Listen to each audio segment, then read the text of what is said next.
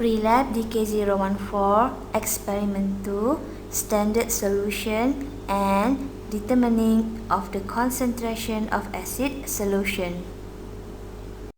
Eksperimen 2, larutan piawai dan menentukan kepekatan larutan asid. Learning outcomes. At the end of this lesson, students should be able to first, define molarity and standard solution. Second, state the use of standard solution. Third, describe the preparation of standard solution of sodium carbonate. Fourth, calculate the concentration of hydrochloric acid solution in an acid-base titration. Hasil pembelajaran. Pertama, pelajar perlu tahu maksud molariti dan larutan piawai. Kedua, pelajar perlu tahu apakah kegunaan larutan piawai. Ketiga, pelajar perlu tahu menerangkan penyediaan bagi larutan piawai untuk sodium karbonat. Keempat, pelajar perlu tahu cara mengira kepekatan bagi larutan asid hidroklorik dalam pentitratan antara asid dan base. Introduction. Question 1. Define molarity. When solute is dissolved in solvent, it will form a solution. Apabila bahan telarut dilarutkan dalam pelarut, campuran ini akan menghasilkan satu larutan. The formula of molarity is molarity equal number of moles per liters of solution or number of moles per volume. The symbol is M equal N over V. So, the definition of molarity is the number of moles of solute per liter of solution. Definisi bagi molariti adalah bilangan mol bagi zat telarut atau bahan telarut bahagi isi padu larutan dalam unit liter. Question 2. What is a standard solution and give the use of standard solution? Apakah larutan piawai dan berikan kegunaan bagi larutan piawai? A standard solution is a solution of accurately known concentration. A standard solution is used to determine the concentration or molarity of the other solution in titration.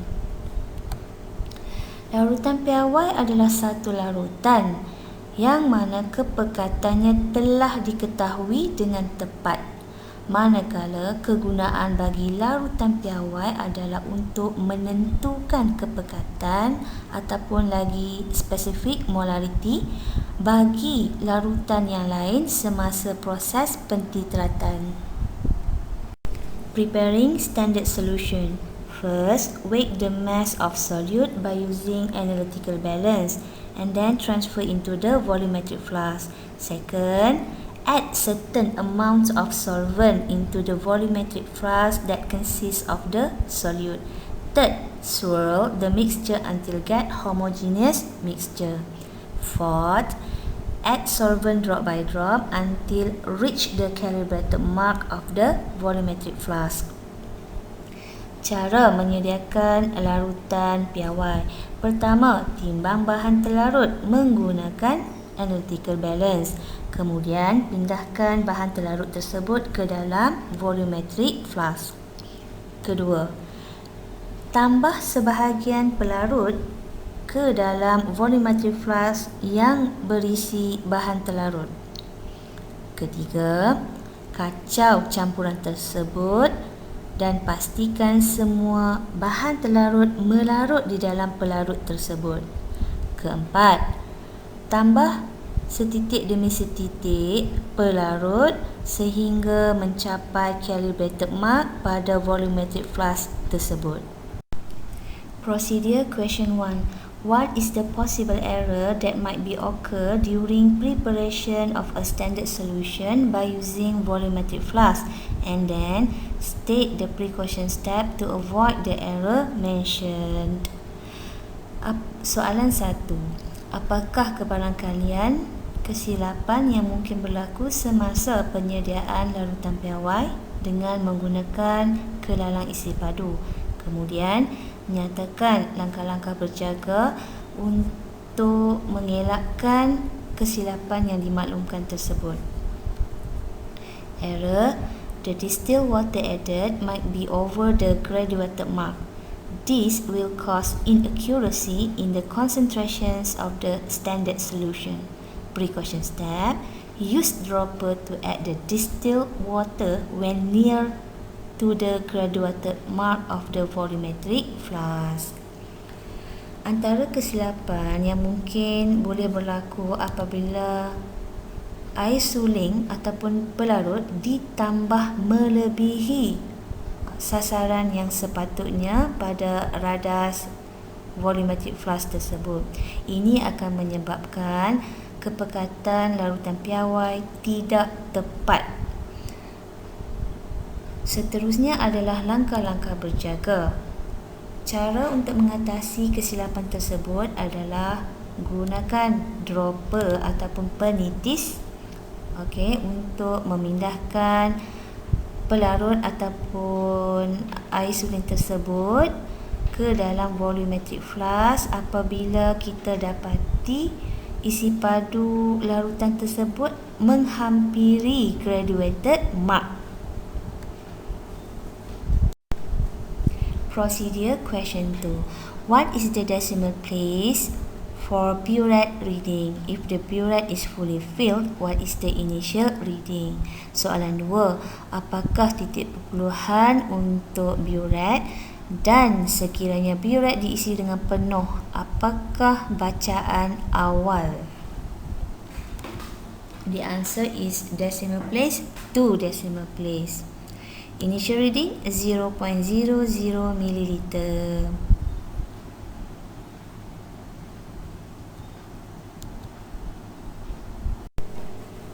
Question 3. State 3 precautions that must be taken during titration to ensure the accuracy of the result. Berikan 3 langkah-langkah berjaga yang perlu diambil semasa pentitratan bagi memastikan ketepatan keputusan eksperimen yang diperolehi.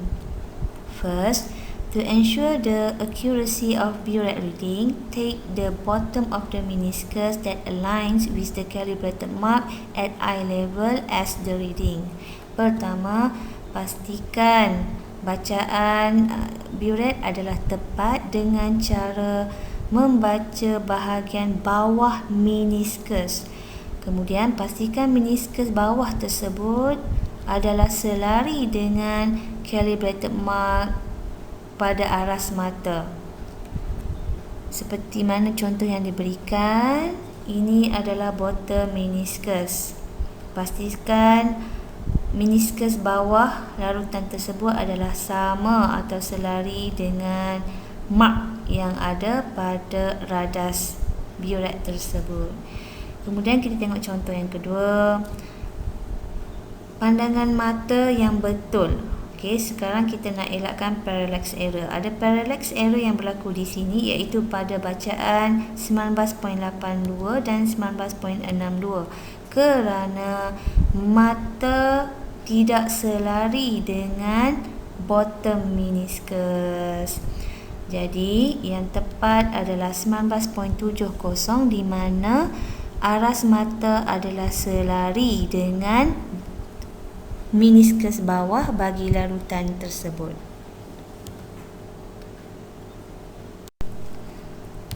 Second, ensure there are no air bubbles in the burette tip. This is because the presence of air bubbles will affect the volume of titrant used in the titration. Kedua, pastikan tiada buih udara yang berada pada hujung burette.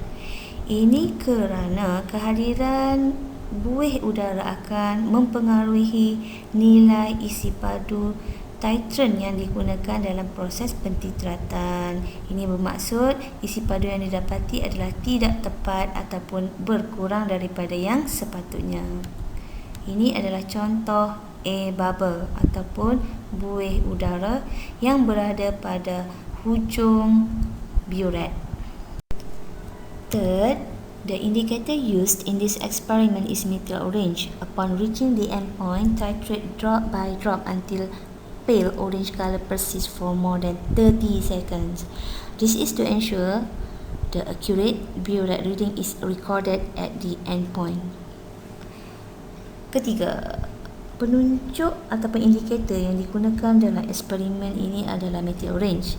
Maka antara langkah-langkah berjaga yang perlu dilakukan adalah apabila hampir mencapai endpoint ataupun takat akhir pentitratan, pastikan titrant dipindahkan drop by drop ataupun setitik demi setitik sampai berlakunya perubahan warna. Perubahan warna tersebut adalah apabila terbentuknya warna orange pucat ataupun light orange. Yang kekal selama 30 saat. Tujuannya adalah untuk memastikan bacaan burette direkodkan dengan tepat pada endpoint ataupun takat akhir pentitratan tersebut. Ini adalah warna methyl orange pada medium berasid beralkali. Pada medium beralkali, methyl orange berwarna yellow, kuning. Pada medium berasid, methyl orange berwarna orange. Dan apabila berlakunya proses pentitratan, salah satu cara kita nak tahu tindak balas antara asid dan base adalah lengkap adalah pada endpoint di mana warna larutan bertukar menjadi pale orange, warna orange pucat. Jika pelajar terlebih tambah titrant, apa yang berlaku adalah larutan yang berwarna orange terang akan terbentuk. Ini bermaksud titrant ataupun asid telah ditambah secara berlebihan. Data analysis. Question 1. The data for titration of hydrochloric acid solution with potassium hydroxide solution are as follows. Given volume of HCl, initial reading, final reading of the burette, and concentration of KOH. A. State the titrant and analyte respectively. Soalan 1A. Berdasarkan maklumat yang diberikan dalam jadual tersebut, nyatakan titrant dan analyte bagi pentitratan antara HCl dan KOH. Titrant is the solution with known concentration. Meanwhile, analyte is solution with unknown concentration. Secara umum, titrant adalah larutan yang telah diketahui kepekatannya, manakala analyte adalah larutan yang tidak diketahui kepekatannya. Maka, titrant is KOH, analyte is HCl. Question 1B. Calculate the volume of KOH dispensed. Soalan 1B, kira isi padu potassium hydroxide ataupun KOH yang digunakan. To find the volume transferred equal to final reading minus initial reading. This is example of final reading and initial reading. So from this formula, and in this case, 25.6 minus 0.5 equal to 25.10 milliliter. Question 1C. Calculate the number of mole of KOH. Kira bilangan mol bagi KOH, potassium hydroxide. The formula is MV. Molarity already given, 1 molar. Volume we already find in question 1B. So 25.10 divide by 1000 to get volume in liter. So the answer 2.51 times 10 power of negative 2 mole. Note here that the formula N equals to MV, volume mass in unit of liter. Question 1D. Write the balance equation for the neutralization reaction.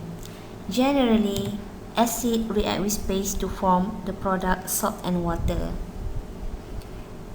Soalan 1D. Tuliskan persamaan seimbang bagi tindak balas penetralan antara asid dan base. Secara umum, kita perlu faham bahawa asid dan base bertindak balas menghasilkan produk garam dan air. So, the answer would be HCl plus KOH equal to or produce KCl plus H2O. And this is balance equation. E. Write the stoichiometric relation between KOH and HCl. Tuliskan perkaitan secara stoikiometri antara KOH dan HCl. From this equation, 1 mole HCl react with 1 mole of KOH to produce 1 mole of KCl and 1 mole of water. So the answer, reaction between HCl and KOH, 1 mole, 1 mole. It means that 1 mole of KOH react with 1 mole of HCl. Question 1F. Calculate the molarity of HCl solution. From balance equation, 1 mole of KOH reacts with 1 mole of HCl. It means that the number of mole for HCl is equal to the number of mole for KOH. The analyte is HCl with the volume of 25 milliliter. The formula to find molarity of hydrochloric acid is mole of hydrochloric acid over volume of hydrochloric acid solution in liter. The mole of HCl 2.51 times 10 power of negative 2. The volume of HCl in liter is 25 times 10 power of negative 3. So, the final answer is 1.004 molar or mole per liter. Name a suitable indicator that can be used in the titration between KOH and HCl. Then, state the precaution step that must be taken during titration to ensure the accuracy of the results. Namakan satu penunjuk yang sesuai yang boleh digunakan dalam pentitratan antara potassium hydroxide dan hydrochloric acid. Kemudian, nyatakan langkah berjaga yang perlu diambil semasa proses pentitratan bagi memastikan ketepatan keputusan yang diperolehi. Indicator phenolphthalein. Upon reaching the endpoints, titrate drop by drop until pale pink color persists for more than 30 seconds. This is to ensure the accurate burette reading is recorded at the end point. Penunjuk yang sesuai digunakan adalah phenolphthalein. Apabila proses pentitratan menghampiri end point ataupun takat akhir, proses pentitratan dilakukan secara drop by drop ataupun tambah titran setitik demi setitik sehinggalah larutan bertukar warna menjadi pale pink color ataupun warna merah jambu pucat dan warna tersebut kekal selama 30 saat. Ini bagi memastikan ketepatan bacaan burette yang direkodkan pada endpoint atau takat akhir tersebut. Gambar rajah ini menunjukkan warna indikator phenolphthalein pada 3 keadaan: before, past and at the endpoint. Warna indikator phenolphthalein dalam keadaan berasid atau sebelum endpoint adalah colorless ataupun tanpa warna. Warna indikator phenolphthalein dalam keadaan base atau alkali adalah merah jambu terang. Ini bermaksud proses pentitratan tersebut telah terlebih tambah titran base. Dan pada masa endpoint atau takat akhir, warna larutan adalah merah jambu pucat ataupun pale pink. Ini bermaksud tindak balas antara asid dan base telah lengkap. End of slide. Thank you.